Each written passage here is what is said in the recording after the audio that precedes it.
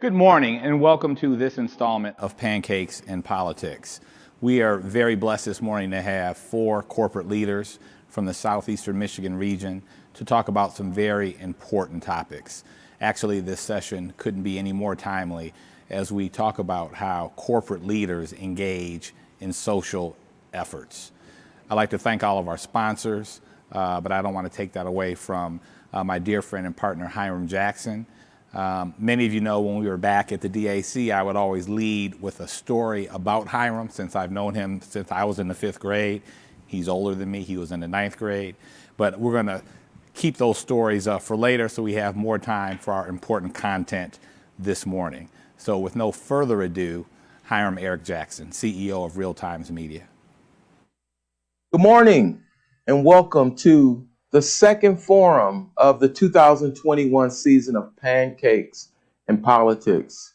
My name is Hiram Jackson, and I'm live here at the studio 1452 at the Real Times Media headquarters. Today, we have a very special panel for our CEO Roundtable. The CEO Roundtable is a staple Pancakes and Politics event, and today we will not disappoint you. We have Mr. Alessandro Danello, the Chief Executive Officer from Flagstar Bank, Dr. Audrey Gregory, the Chief Executive Officer for the Detroit Medical Center, Mr. Jeff Donofrio, the Chief Executive Officer for Business Leaders for Michigan, and my good friend Wright Lasseter III, the Chief Executive Officer for Henry Ford Health Systems. I really want to thank the Michigan Chronicle staff and the Real Times Media staff. Of course, you know that you don't do something like this without a wonderful team. Thank you to the Michigan Chronicle and the Real Times Media staff. Also, a couple of quick announcements. Next week, we have a one-on-one interview with Mr. Dennis Archer Jr. and our mayor, Mike Duggan. We'll be releasing that next week. We'll have more information for you on how to find that. And also, we're going to be launching the Pancakes and Politics newsletter the first week in May. We have many more Pancakes and Politics forums to come, a lot more exclusive content, and some special guests. Trust me, you don't want to miss it. Our sponsors, or should I say our partners, are very special to us, and I'd like to thank them, especially our pioneer partners, Henry Ford Health Systems and HAP. Special welcome to Heather Geisler, who's the new Executive Vice President and Chief Market Communications Officer at Henry Ford Health Systems. Welcome to Detroit, Heather. We're excited to have you here. And I'd like to thank our platinum partners, Walker Miller Energy Services, DTE Foundation, Rocket Mortgage, and Signal Restoration Services. You know that you can't do something for 16 years without great financial support. These partners give us great financial support, but more importantly, they're part of the Michigan Chronicle family. So thank you. And now I'd like to bring up our good friend, Rick DeVore. Rick DeVore, Market President for PNC Bank. PNC Bank has been our top sponsor for the last 7 years. Of course, you know Rick. He's going to join you live today from Building 22. Thank you. Have a wonderful day. And Dennis, take it from here. Appreciate it. Good morning. Thanks. As events of this week have illustrated, the importance of conversations such as these at Pancakes and Politics is more important than ever. Again, we at PNC Bank are honored to be the presenting sponsor yet again this year. I know many of the speakers really well, but I'm going to keep a particular watchful eye on Jeff to my right here. Alessandro and I are one of 85 bosses that he has. Can you imagine that? 85 bosses, the poor guy. Hopefully he'll do well, and I'm sure he will. We've been busy at PNC Bank. I wanted to make an announcement that we have formed PNC Empowerment and Inclusion Capital One. This is a special purpose acquisition corp, or SPAC, with the sole focus on acquiring a diverse or inclusive business, which we will then take public. It's led by somebody that I think many of you know. We have hired former Congressperson Harold Ford Jr. to run this SPAC for us. We raised $276 million, and part of the underwriting was done by our friend Suzanne Shank's firm here locally. But here's the thing. All profits that we realize from this special purpose acquisition company are going to go back in the community to support only economic empowerment of the underrepresented. So we're really excited about this new tool in our tool bucket to get at this racial inequity problem that is really permeating this country. Again, on behalf of all PNC employees, I look forward to this conversation and look forward to this series. Thank you very much. Good morning, and thanks for joining us today. I'm Jerry Norcia, President and CEO of DTE Energy. Detroit is where many of us at DTE live and work. We serve nearly everyone in the city through our natural gas and electricity products. And we know when Detroit residents and businesses are successful and thriving, our company and our employees also thrive. So when a pandemic was in full flight and a lot of small businesses were shut down in Detroit, DTE mobilized alongside a coalition of more than 60 organizations to find a way to help our small businesses reopen. We had a strong support group for large companies who together developed a playbook on how to reopen businesses, but we didn't have that same resource and those same tools for small businesses. So we came together to create the Detroit Means Business initiative. The team of more than 60 organizations across the city sprang into action in days, not weeks, to create a website built from scratch, where we offered playbooks for small businesses on how to safely reopen. At the DTE Foundation, we were fortunate to be able to provide safety kits that included 1.2 million gloves, 6,000 gallons of hand sanitizer, and 600,000 masks to help these small businesses protect their employees and their clients as they reopened. Today, although most sectors have reopened, small business owners aren't out of the woods yet. Many require ongoing support, such as securing available funding options, one-on-one mentoring, supplier connections, and navigating ongoing policy changes to help them recover from the pandemic and reimagine their businesses to build resilience for future crises. Detroit Means Business will be an important vehicle to get us where we need to be. As a matter of fact, we think it's such a great idea that DTE Energy has pledged $500,000 through our foundation to support Detroit Means Business. This will go toward the structural support of the organization and creating a one-stop concierge to help thousands of new businesses grow. As you know, developing these lifelines will require resources, including sweat equity and funding. I hope that you will join DTE and support this organization with your work and with your dollars. After all, 50% of the jobs in Detroit are driven by small businesses. So let's all do our part to help Detroit entrepreneurs write our city's next great chapter and continue to build momentum for prosperity in Detroit. Good morning and welcome back. We're very happy now to be in the studio, and I'd like to also, on behalf of my good friend and colleague, Andre Ashe, welcome you to this installment of Pancakes and Politics. I'd also like to give a thanks to another dear friend, Jerry Norcia, for his and DTE's continued sponsorship and partnership with Pancakes and Politics. This morning, I will introduce our panel. We'll jump right into the discussion. I believe my mother's probably watching, so Audrey, ladies first, or else I'd get in trouble after this. Dr. Audrey Gregory has been with Tenet Health for 17 years, but presently is here with us here in Michigan as president and CEO of the Detroit Medical Center. She's got 3 health-related degrees in the areas of health and nursing from Armstrong State and a PhD from Lynn University. Jeff Donofrio, to my far left, is president and CEO for Business Leaders of Michigan. He's a Michigan State grad. I'll give you a pass on that. But he does have his business degree from Georgetown. And formerly, Jeff was the executive director for workforce development for the city of Detroit, and he did amazing work on behalf of the city of Detroit and Mayor Mike Duggan. Here to my right is a dear friend of mine, Mr. Wright Lasseter III, who's the CEO of Henry Ford Health System, which he served in that role for the past 6.5 years. Prior to this, Wright was the CEO of Alameda Health System. He got his BS in chemistry from Lemoyne College and master's in health administration from Indiana University. Wright, I always like to tell the story about how you were questioning whether or not to make the move to this Midwest climate and to come to Detroit. But our dear friend Sandy Pierce hopped on a plane and came out there and convinced you to come. And you've been a great contributor to the community and a great addition. So we're glad that you're here. And on the video, Alessandro, good morning. We have Alessandro Danello, who's the CEO of Flagstar Bank, Mr. Moneybags this morning. He's been with the bank since 1979 in various positions. He's a Western Michigan Bronco, such as my father, and he serves on many boards. So, Alessandro, welcome virtually.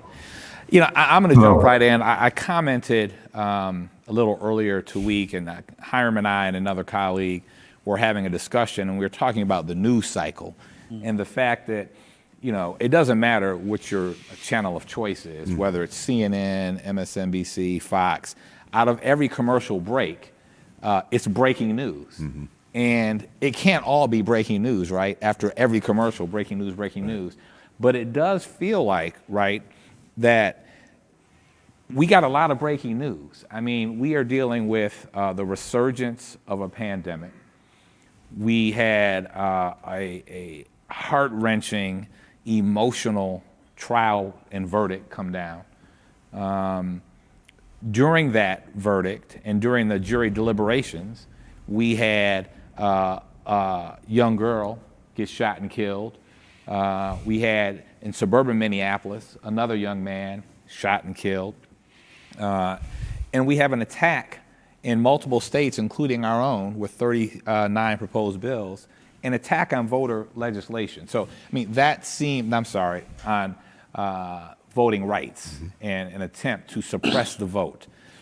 So that does seem like breaking news. And so, I'd ask all of you here, how would you grade your organizations as relates to diversity, equity, and inclusion? And what specifically have each of you done to ensure that your organization prioritizes racial equity, not just within your organization, but within the broader community? And Audrey, we'll start with you. Okay, thank you. Great question, great lead up.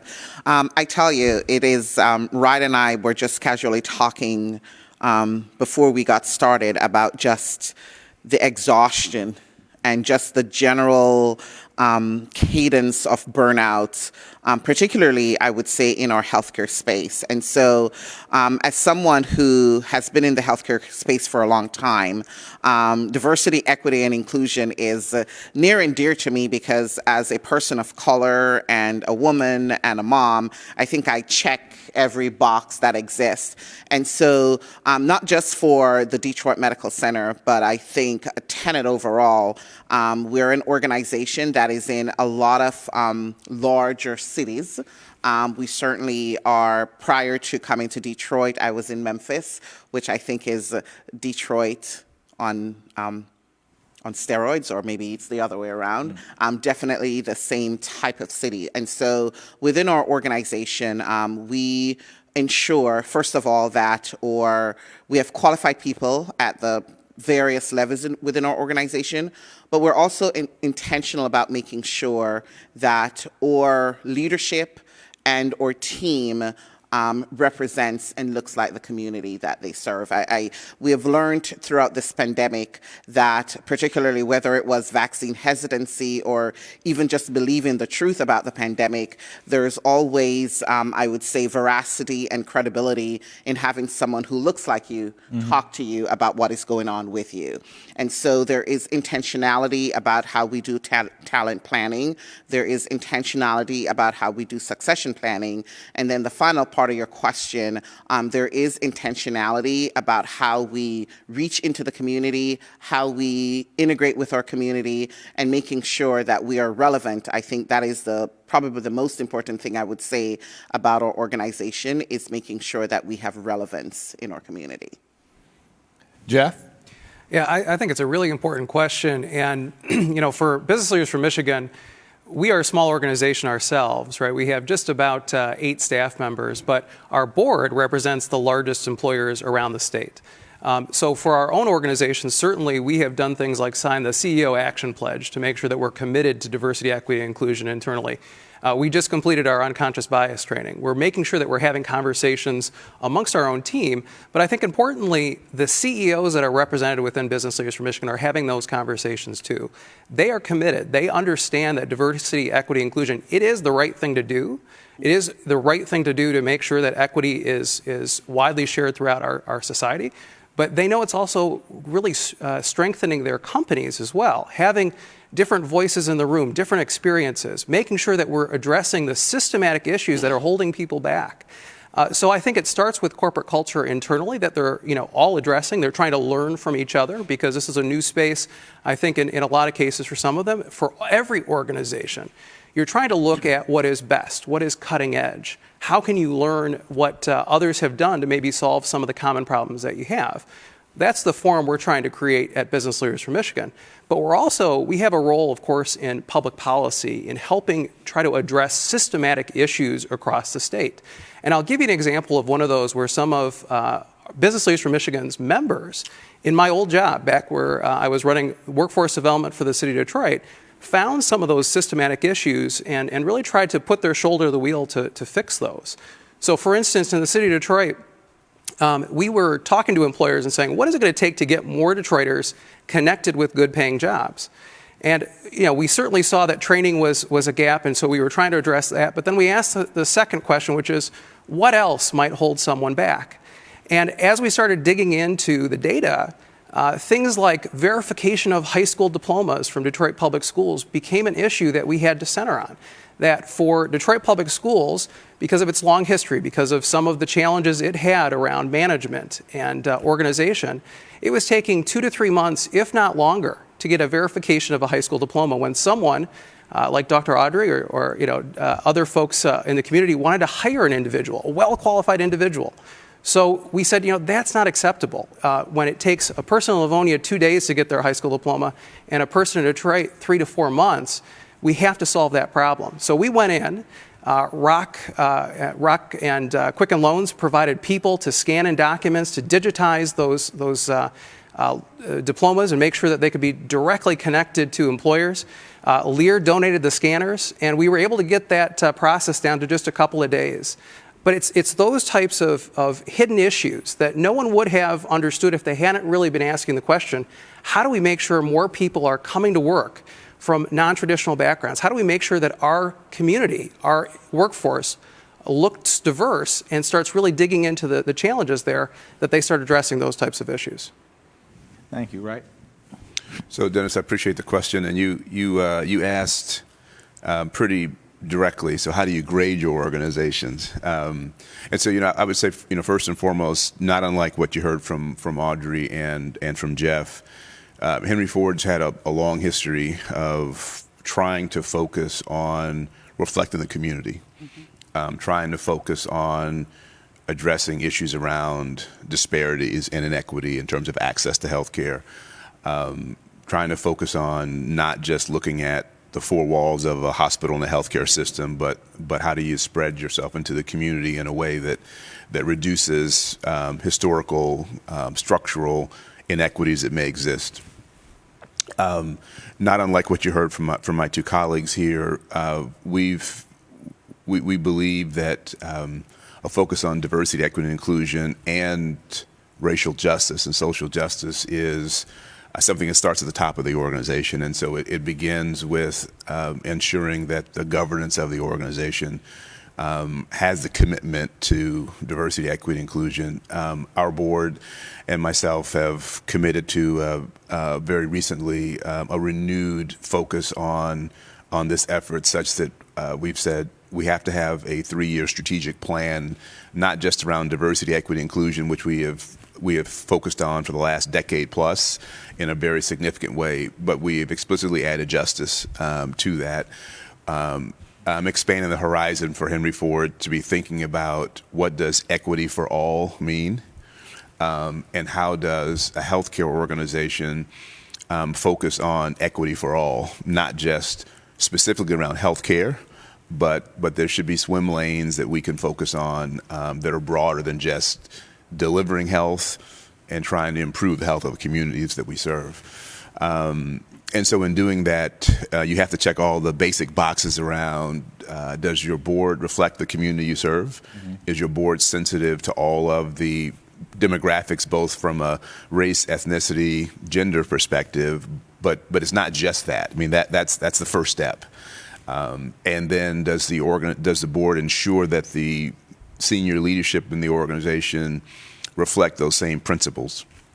You know, we have the good blessing of being recognized as one of the top, and in some years, the top healthcare organization nationally around our efforts for diversity, equity, inclusion. And I tell our organization constantly that I'm very appreciative, I'm very proud and privileged when we win awards. But when we win awards, we should take a moment to pat ourselves on the back, a fairly brief moment, and then look in the mirror and ask ourselves, so what more should we do? And in the backdrop of what you described in terms of what's happening in our country, there's clearly a lot more than every organization can do. And you can have a CEO and a board laser focused on this issue, but know that you have pockets of turmoil both inside and outside your organization that demand your attention. Yeah.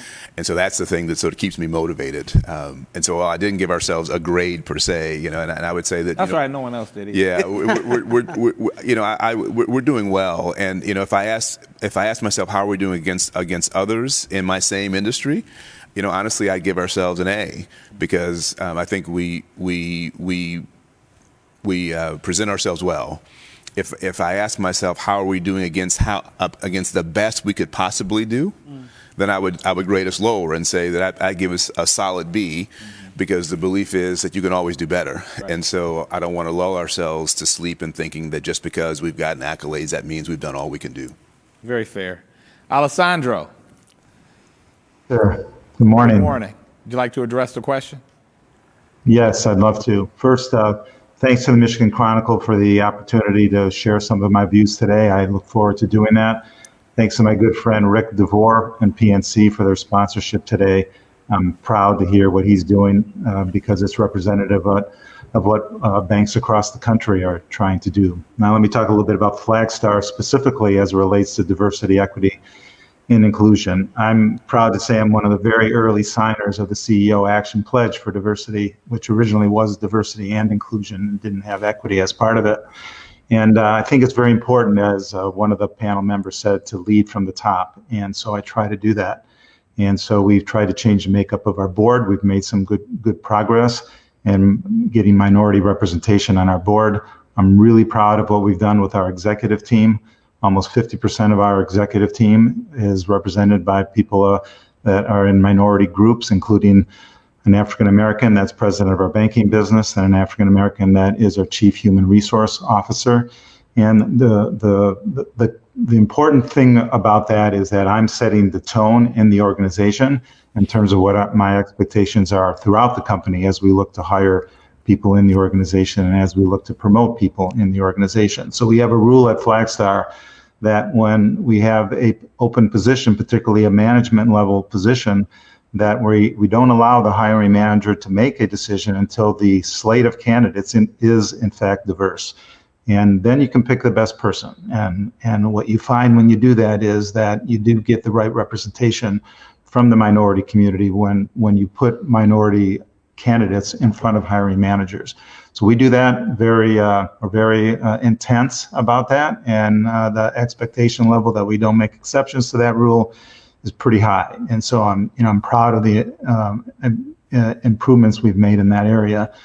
With respect specifically to diversity, equity, inclusion, and our program inside of our organization, I think number one was training was important, because none of us really understood this when we really started going down the path of trying to be a better organization in this regard. Certainly, I didn't understand my unconscious biases, and I know that most, if not everybody, 5,000 of our employees didn't understand their unconscious biases, and they didn't really understand what it meant.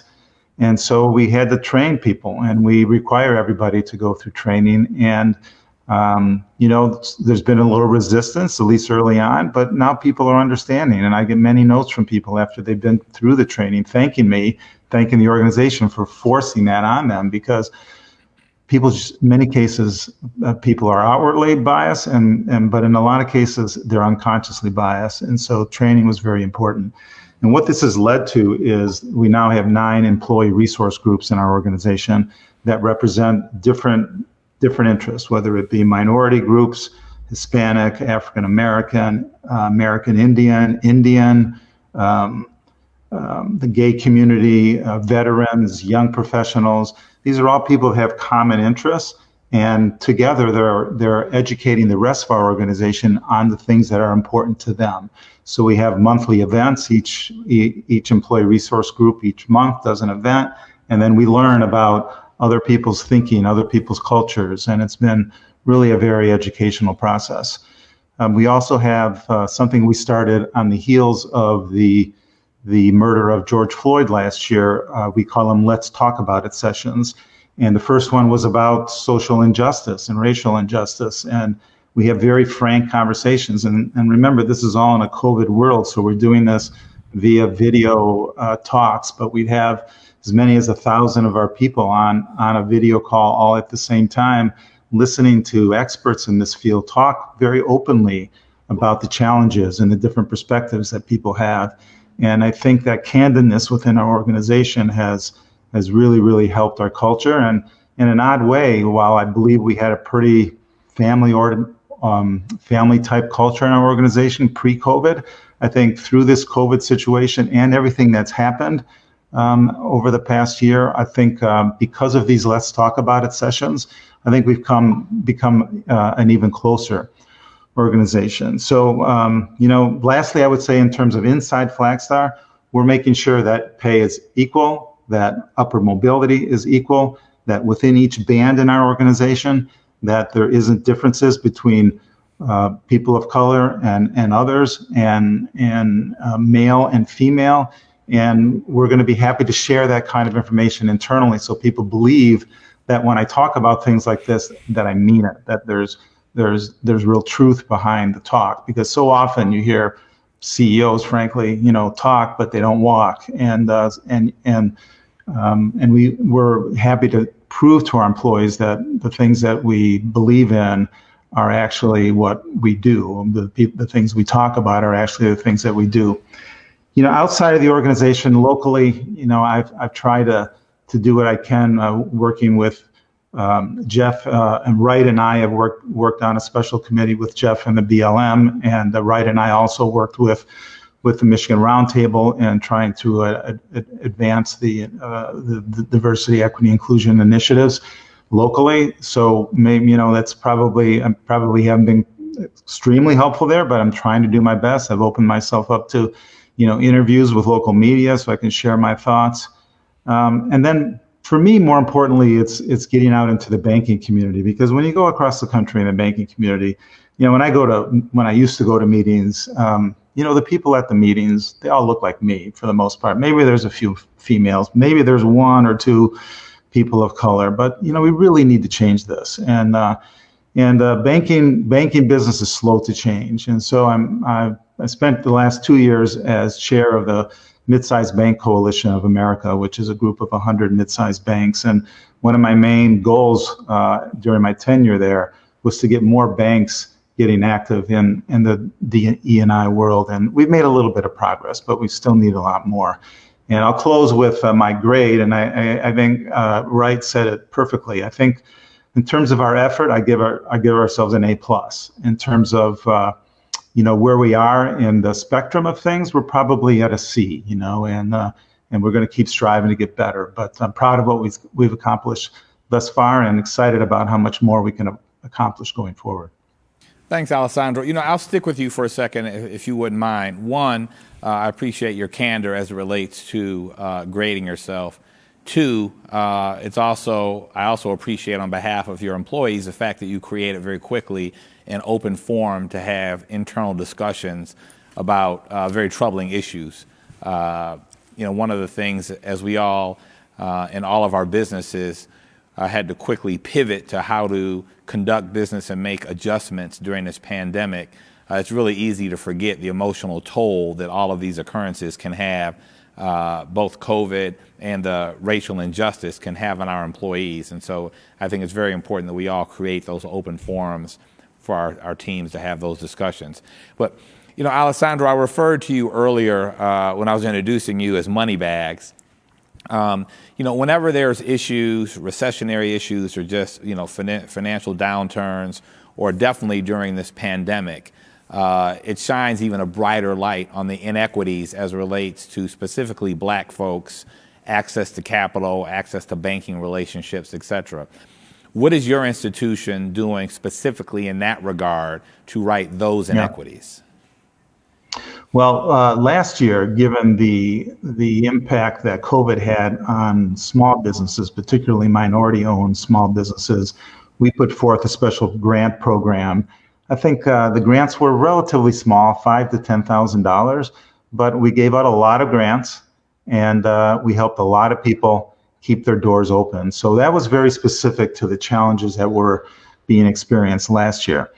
And we have been doing some things, particularly in Pontiac, over the last 3 to 5 years. Mayor Waterman and I put together a program for grants to small businesses that were either getting started or needed some help in Pontiac. We particularly have an interest in Pontiac because our headquarters is in Oakland County. And so we've put some specific programs in place to help people of color in the Pontiac area. And then as it relates to just generally speaking for small businesses, what we're trying to do is help educate people. Financial literacy is very important, whether it's kids in school or mature people that are looking to either start or improve their businesses. So education, I think, is really important, and we're trying to be a leader in that regard. Thank you very much. Sticking with business for a second, this is, for the three of you, and then Jeff, for you and your 80 plus members, supplier diversity. What focus did you have before? Is there a heightened focus on supplier diversity now in terms of specifically African American owned businesses and their ability to seek out competitive opportunities to do business with your organizations? Audrey, you're shaking your head. I'm shaking my head. Yeah, I'm shaking my head and smiling because definitely for the Detroit Medical Center, that is a focus. And actually, it's one of those where we are intentional enough that we grade that one, right? So we want to make sure if we commit to 28% use of diverse suppliers, we're making sure that we're performing at 37%. So it's one of those I chuckle at because it's one of those that I think at your core, right? If you say you're going to do it, you should do it, and therefore you should measure it. And this is one of those where, as we talk about some of the structural things, I think it's important that we have that intentionality. So this is one of those that's on a scorecard and one I watch religiously. Fantastic. Yes. Right? So, I was thought about saying ditto, but then I know you want a better answer than that. So it was a focus pre-COVID. It was a focus pre some of the social unrest we've had in the country in the last 18 months or so, and it continues to be a focus. I chair our organization's system-wide diversity forum, which is a group of executives who come from all of our diversity councils across the system. And so that group is charged with setting out goals and then monitoring our progress against all of our diversity-related goals. And so the goals around supply chain, which would include minority and women business owners and their ability to be a supplier, vendor, partner of Henry Ford Health System is under that rubric. And then those activities are ultimately report up to our board through a community health leadership committee of our board, chaired by Bishop Edgar Van. And so Bishop Van is very constantly on a quarterly basis asking us questions about, so the goal is 31%. Couldn't it be higher? Right. What are your opportunities to do more? And I appreciate that. I'm saying that with complete respect and admiration for how he pushes us. And so it certainly is a focus. It's not difficult if you're building things to have a focus on diverse suppliers, because you can have folks partner, and getting to a 30%, 35% level for a large capital project is not difficult. Where it becomes more difficult in the healthcare sector is in places where we have large-scale corporate vendors for medical supplies, for instance, where you have a much smaller proportion of small individually owned businesses and or professional services. And so frankly, we spend a lot of our time, while we monitor things like construction and those kind of things, I honestly believe that that's relatively easy to accomplish. We spend more of our time on the areas that are more difficult because you don't have a number of women or minority-owned companies that are the large purveyors of medical supplies. And so that's really where we're trying to spend a lot more of our time. And then beyond that, we are making other commitments like $50 million commitment for economic development in communities of color. Committing 1% to 2% of our investment portfolio specifically to focus on minority and women-owned businesses, and then talking to our investment advisors about the investment teams and the folks who manage our money should look like the diverse community we serve. And so we're trying to go beyond the things that are sort of traditional. And then lastly, I would say we're also looking at how do we create economic opportunities for people of color. And so as we think about partnerships for a new laundry facility, for instance, we opened last year, we're very explicit around those 150 jobs and the 85 new jobs that we are creating. Are we creating those in communities of color so that we can create economic opportunities for folks that have been disadvantaged? Yeah, that's fantastic. And, in the healthcare industry, I would offer that you look at the automobile industry where same kind of situation where they have very, very large, long-term contracts that require a lot of capital, and there are a lot of historic relationships there. But they really push their larger suppliers to do things like joint venturing and partnering with minority suppliers to allow the minority suppliers to have that scale and get that exposure. So that's another way to address it. Alessandro, supplier diversity, is it a focus at the bank? Absolutely. Yeah, it is. And it's an area where I'm not particularly satisfied with the progress we've made. And to the last example you gave, Dennis, I think you've got to be creative here. It would be easy to give excuses why it's difficult.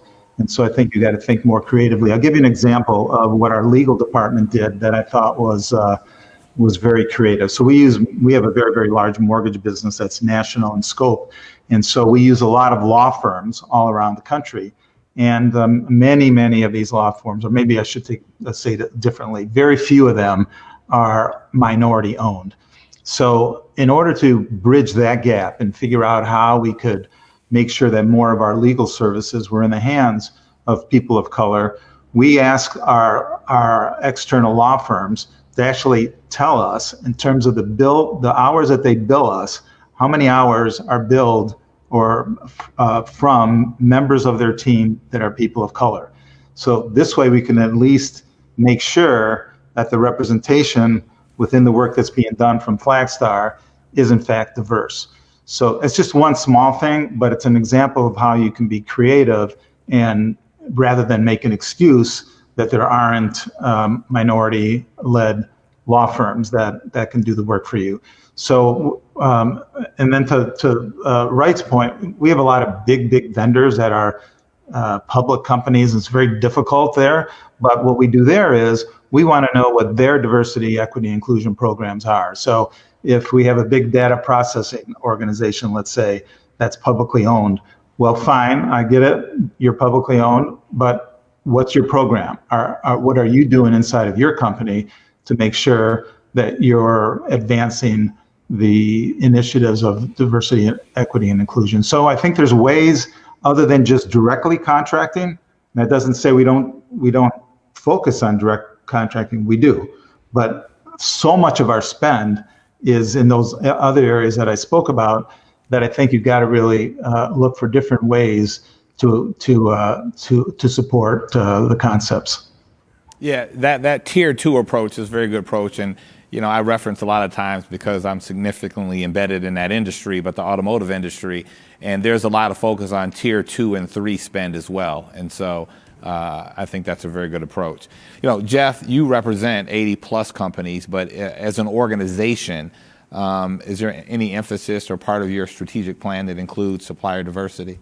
Yeah, we certainly are focused on that as well for our spend ourselves. But, we're also surveying our members and seeing how many of them are looking at creating a diverse supplier base. And the vast majority are, of course, just as my colleagues have said here today.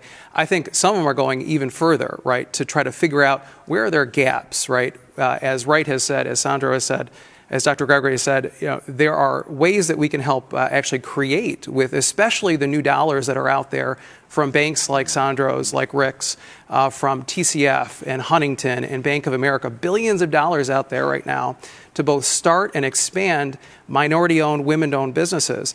And so I think a lot of companies are looking at if there are gaps where they can't find minority-owned businesses, where they can't find women-owned businesses, how can they work to try to figure out how to start those companies, source those companies, give them their first contract that then allows them to either be built or expand.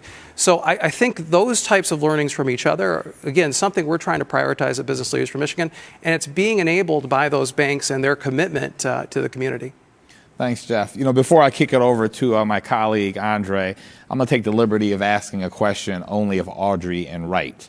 When President Obama was in office, there were a lot of black folks that thought that he didn't do enough for black folks.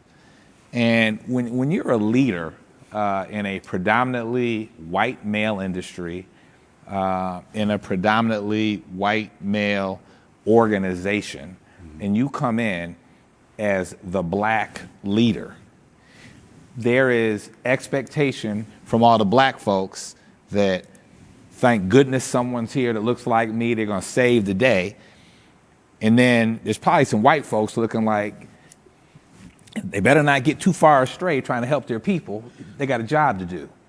How do you balance that as CEOs of very large organizations, making sure that you do right by black folks, right by everybody else, and then also satisfy your personal mission? Yeah. Start with you, Wright.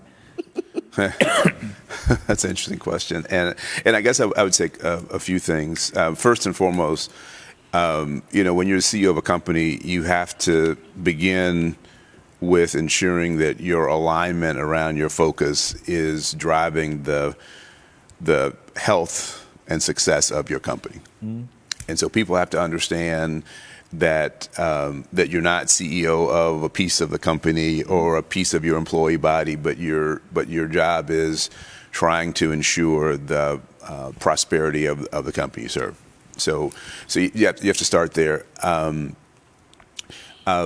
think you acknowledge that every leader will have a part of him or herself where there's some things you might focus on more than a predecessor, mm-hmm. And the good news is that's your prerogative when you're running the company, right? And so I think the approach that I've sort of taken is I want to first make sure that people understand my values and my alignment to if I'm doing the best possible job I can to ensure the well-being of the company, mm-hmm.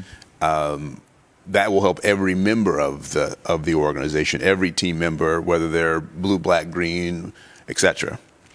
And then you have to ensure that your ears and eyes, and maybe to some extent your heart's open to what all those expectations that people place upon you. And at Henry Ford, I'm the first African American that's ever led the company, and our company has had an interesting legacy over its history. Some of that because I'm not from here, I wasn't fully familiar with, and I was educated by some interesting community leaders and other folks in my organization around.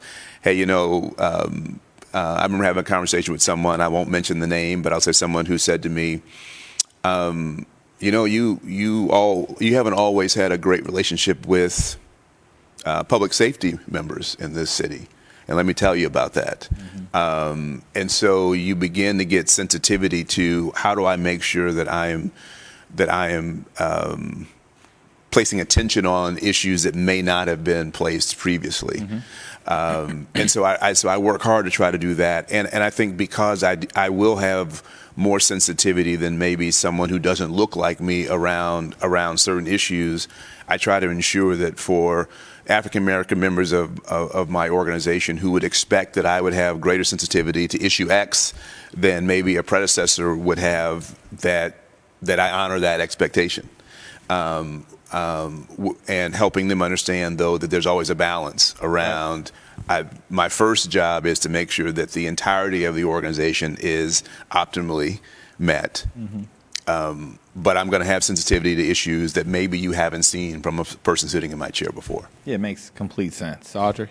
I was just going to say ditto, but then we don't accept ditto. We're not going to accept that as a Pancakes and response, politics. right? So, but I tell you, that's an interesting question. And if you add being female on top of it, right.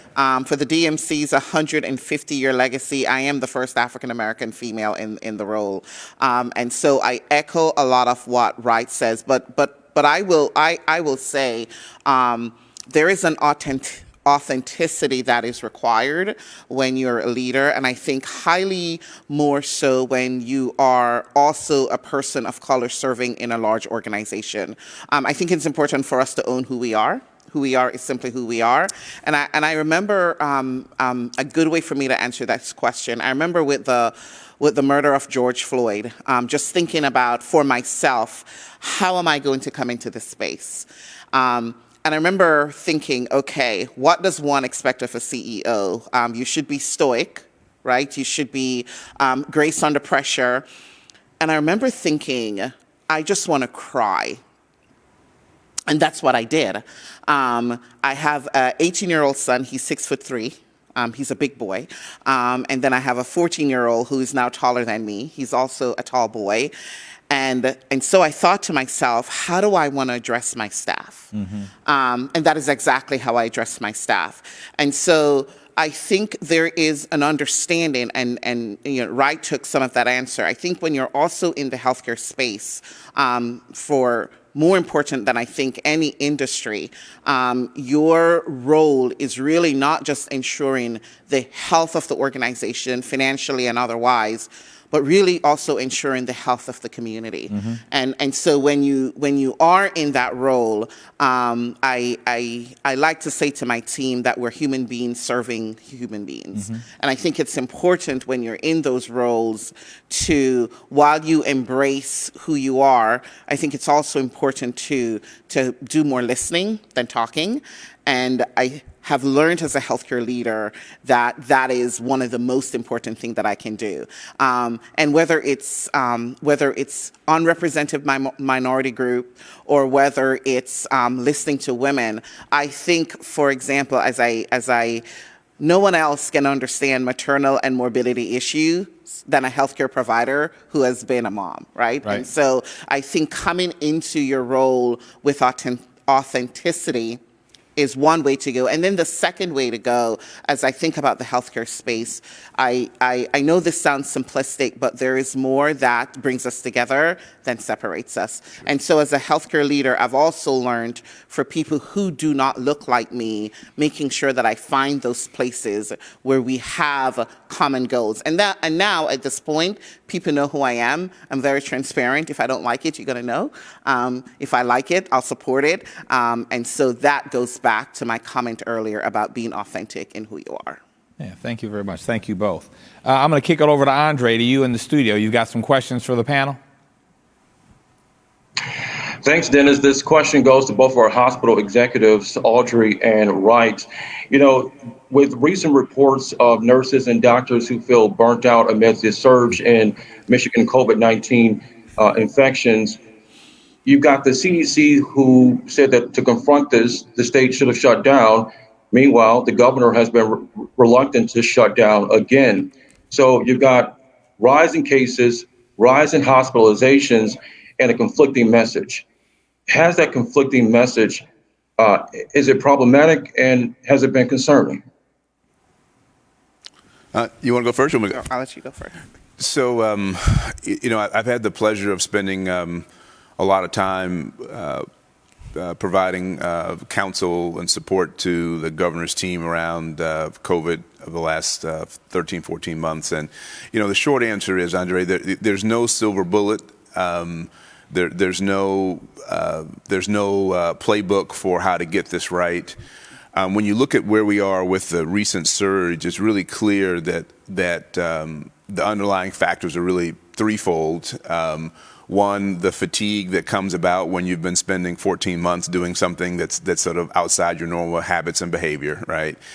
Two, spread amongst young people. And so this wave is very different than the prior waves. It is really, 15 to 19, 20 to 39-year-olds that are more the cause. And then it's the variant, the UK variant. So while I'm not going to quarrel with the CDC director and say that shutting down is a bad idea, but I'm not convinced that would have been the panacea that it was suggested by those in the media, that now there's a dispute between our governor and the CDC director. And so having said that, I would say to anyone listening, we still have to social distance and mask, and I would encourage everyone to get their vaccine. But beyond that, what we can do for our staffs, and Audrey and I, we were talking before the session began about the worries of burnout and the worries of supply of nurses and physicians and those who are leaving our industry. The best thing that we can do at this moment is to provide the kind of ongoing support, emotional support for our team members that we possibly can. Continue to manage through the pandemic and our response, and try to provide as much as what I would call sort of palliative care to our team, and we do that through things like wellness rounds. We do that through enhanced EAP services for our team members and things that are trying to help them cope with sort of the realities of being on the battlefront for 14 months. And so that'd be my response. And I know that Audrey probably have other comments to add. So let me just stop there, Andre, so that I won't take up all the stage. Thank you, Wright. And I'll just pivot in a different direction. I echo all that Wright says, but I think what we need to be very careful about is making sure that we do not win the battle and in the process lose the war. And so I do believe that we understand the mitigation strategies that are required. But one of the things we noticed throughout the healthcare industry during the height of the pandemic, at the end of wave 1 and 2, I've lost count of the waves, one of the things that we saw, if you talk to EMS, if you talk with providers, was that people who needed help, whether from a cardiac perspective, having stroke, high blood pressure, all those things that are non-COVID related were delayed, and people got in real trouble in terms of their healthcare needs. And I think it's important for us, I can speak on behalf of the healthcare industry, to say we know how to do this. We know how to create zones that are so safe for patients who do not have COVID. And we also know the therapies, right, for patients who have COVID. So I think it's really important that we're balanced in our approach. We understand, as Wright alluded earlier, the nuances, what's really different this time about the patient population, but also making sure that we remain the healthcare industry remains one that cares for the need for all diagnoses and not just those that are COVID related.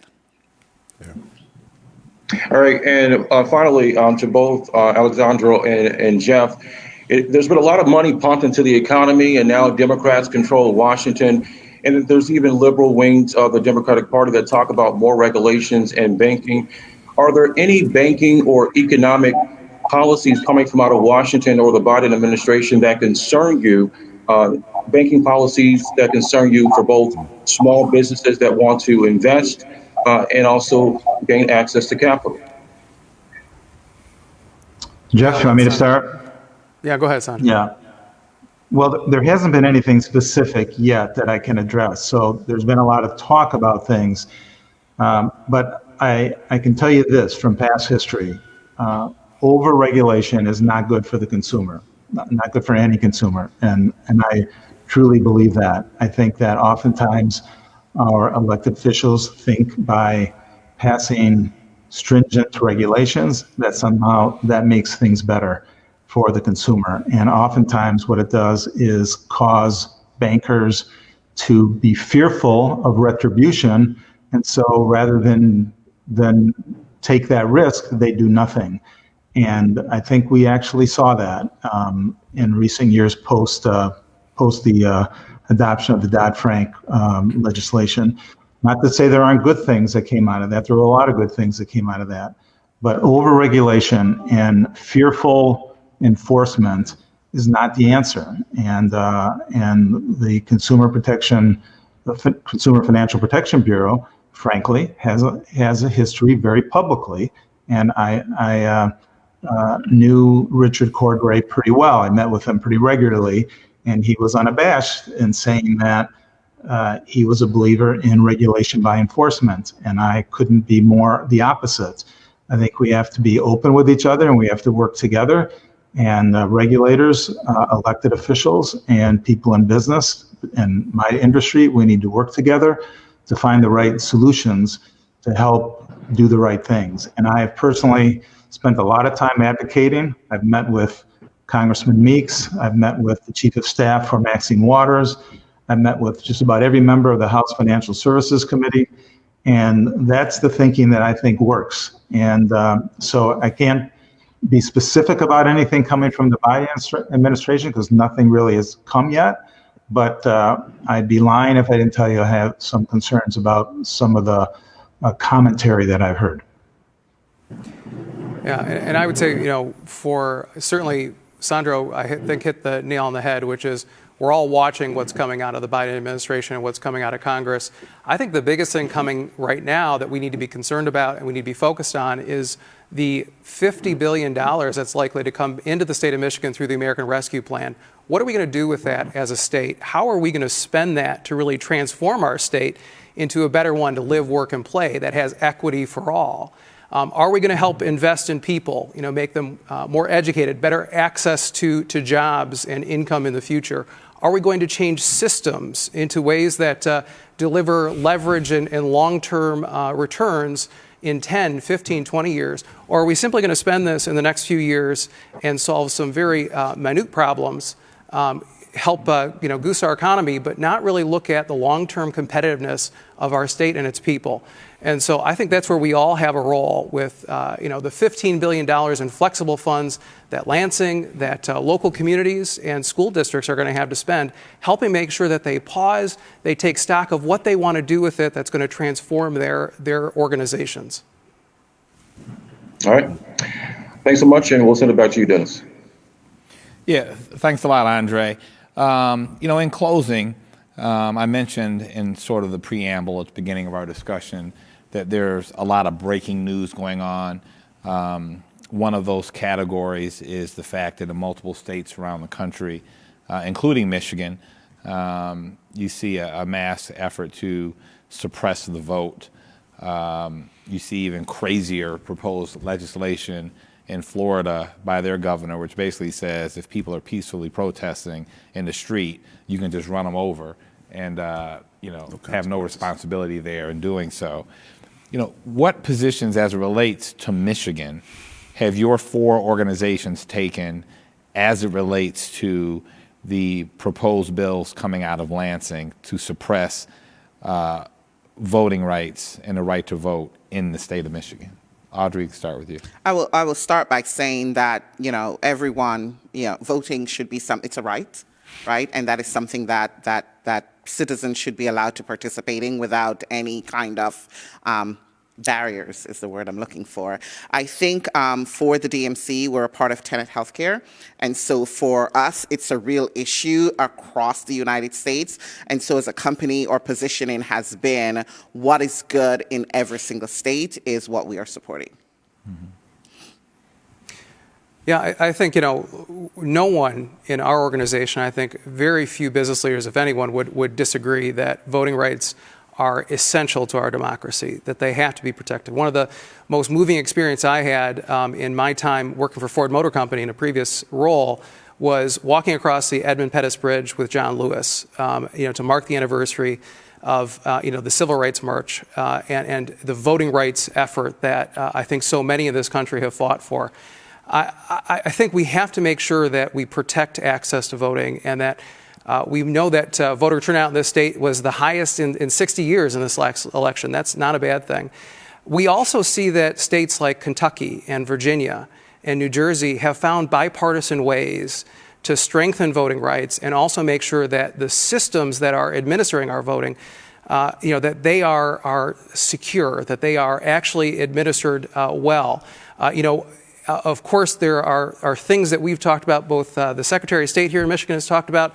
I think individuals on both sides of the aisle have talked about making sure that we can count ballots earlier, that we can find ways to, again, provide more access to early voting and same-day voting. So I think our organization would emphasize that there is a bipartisan effort that we can all get behind, and we need to find that pathway here in Michigan. So I'm going to give you both a pass, you because you represent a larger organization, and you because you represent 80 plus people, but both of those are kind of non-responsive. We're going to go to you, Wright. Yeah.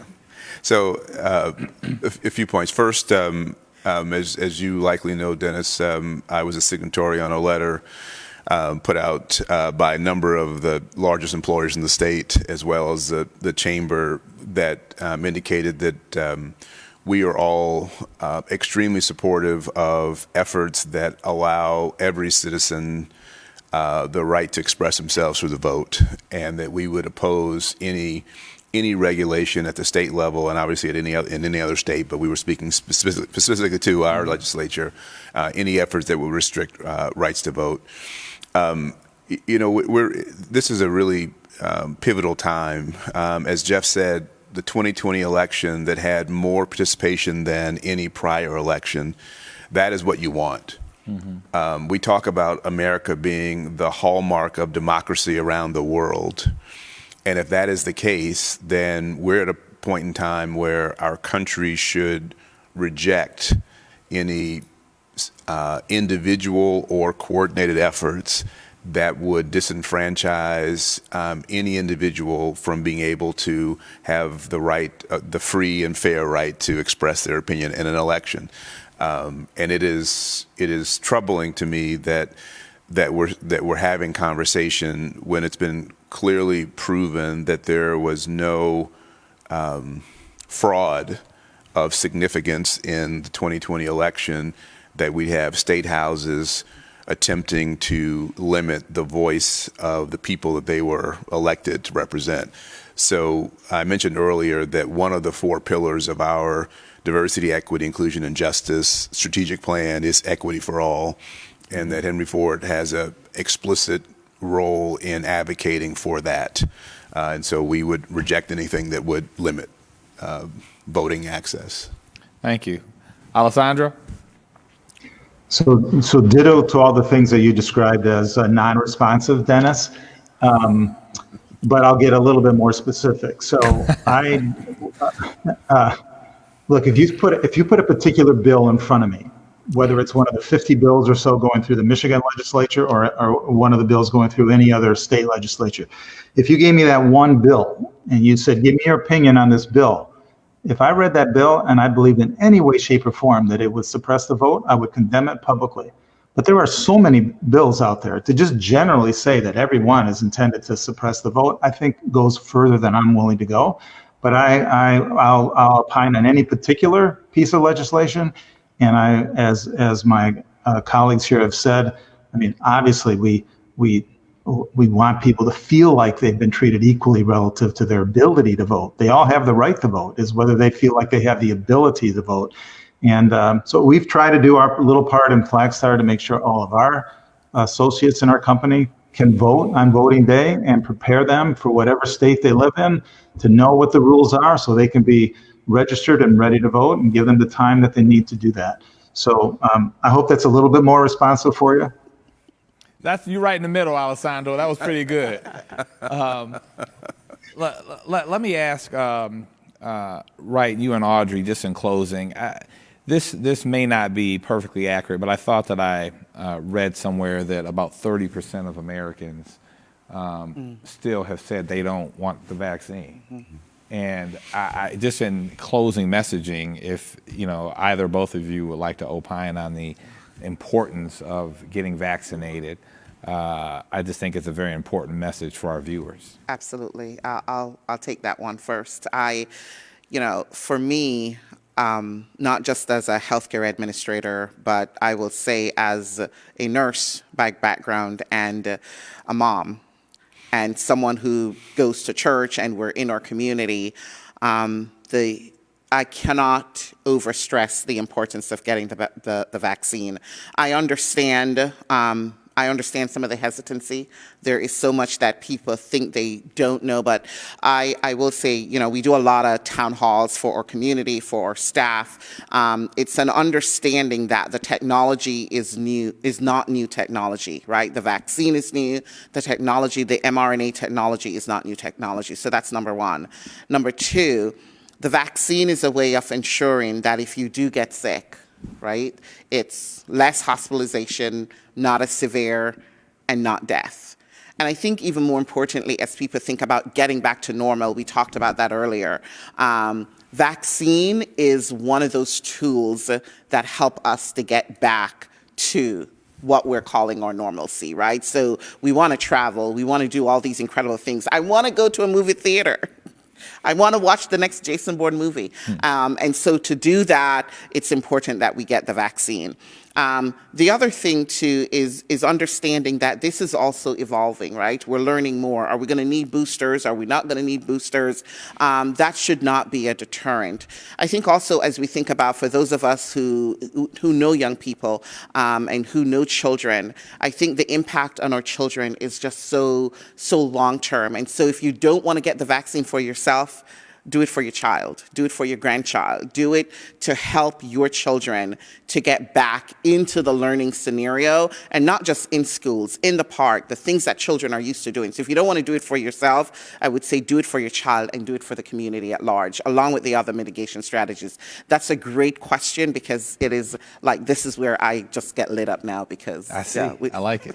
We got to get the vaccine.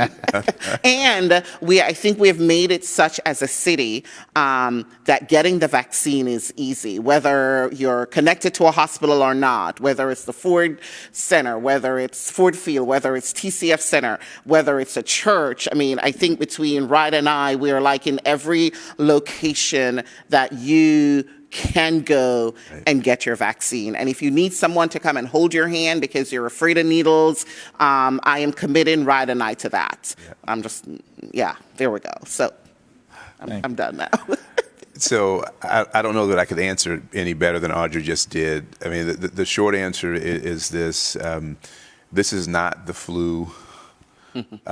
This is a different kind of respiratory predator than what most of us have encountered in our prior lives. I understand all of the challenges that face communities of color around confidence or lack thereof with medical industry. I tell people the story regularly. I was born in Tuskegee, Alabama, and while I wasn't old enough to understand all of what was going on back in the day of the Tuskegee experiments, but I come from a city that birthed that, and so I completely understand why communities of color around the country would have nervousness about are we being treated equitably, fairly, and safely. Having said that, all the points that Audrey has made, we will not get back to a sense of any kind of normalcy until we have enough community vaccination across all of our communities to where people can do what they want to do again. And so it's the grandkids, the grandparents, friends and family, restoration of normalcy, return of economic vibrancy. All of those things are dependent upon us being able to get people comfortable that being vaccinated with one of the existing vaccines is in not only your personal best interest, but your community, and you define the community any way you want, your community's best interest. Yeah, thank you. In closing, both you guys mentioned kids. Hiram and I went to the same high school together, and on my 16th birthday, My mother took me to get my license. I took her Oldsmobile 98. I dropped her off, and I drove to school on my first day of school. Yesterday, Trey, who's Dennis Archer III, turned 16. He could not drive to school because he didn't even have driver's ed because of COVID. But what he did want to do on his own is go down to Cobo Hall on his 16th birthday, TCF Center. Yep. On his 16th birthday, he went through the drive-through and he got his first vaccine. Absolutely. Great. And so we as a family feel it's very important. The other thing I'll say is that, we talked about voting and suppressing the vote, et cetera. Historically in Detroit, and, Hiram, your team can look into this. I'm not sure when is the last time that as for our 9 city council seats that we had an election with 4 open seats. And so I don't know if any of you follow, a couple days ago was a filing deadline, and there are 4 sitting council people that are not seeking re-election. And obviously we have a mayor's race this year as well. And so I encourage all of our viewers that are Detroit residents to educate yourselves as to who the candidates are, because they will really help frame the next 4 years and the future of our city. So I encourage you to get educated and, of course, register to vote and then vote. Thank you all for joining us this morning. In large part, somewhat of a sobering topics, but very important to share from experts and leaders in the field the truth about what's happening. We appreciate your participation on Facebook. Andre, you're always killer in the studio. Appreciate you being here with us, man. And thanks for the opportunity. Enjoy your weekend, everyone.